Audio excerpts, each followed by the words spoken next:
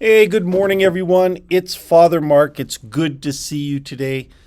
Today, as I noted in the little notes, today is the first day where we welcome our kids back into our Catholic schools throughout the diocese. So we extend a time in prayer and blessing for our children who are attending Catholic schools, all the teachers, the faculty, the staff who work so hard in Catholic schools, and the parents who sacrifice for that. Once again, it's a great blessing. This is my third parish I've been a pastor at. In the 5 parishes I've served at as a priest, we've had Catholic schools at all of those, and they are such great blessings. And here, once more at St. Lawrence the Martyr, our Catholic school is such an integral part of our community. So please pray with me for that blessing. Bishop Sheen today reminds us of a couple different things, but the most important thing he talks about is where do we ground our lives? Right? Do we ground them on sure principles, on tradition, so to speak, on wisdom of our elders, on what has worked, or do we make it up as we go? And of course, as Christians, as Catholics, we believe there is a tradition of how to live our lives. God gives us commands, right? Jesus gave us commands.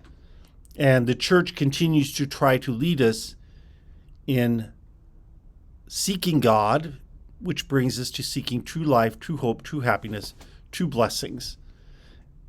Because what happens if we don't do that is that, well, we end up with that kind of the relativism of what we are suffering so much through today in our world, right? What's good for you is good for you. What's good for me is good for me. And, as long as we're not bothering each other, it's okay. But guess what? We bother each other because we live in community. We live with one another. We must depend on one another. We must love one another. All those things that we know make a good, healthy community.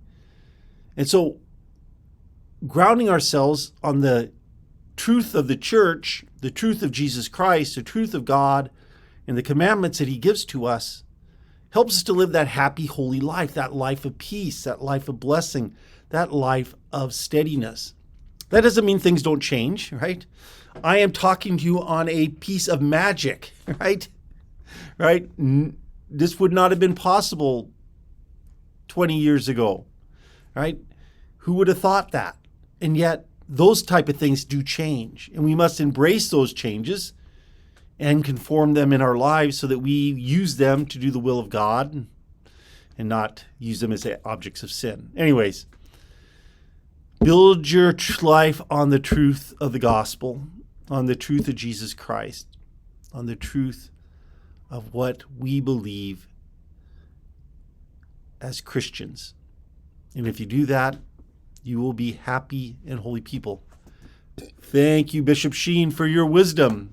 May God bless you all. As I said, please pray for our Catholic students and teachers and staff and your parish priest too, if you can spare a moment. And we will be praying for you. I will be praying especially for you. Thank you. God bless.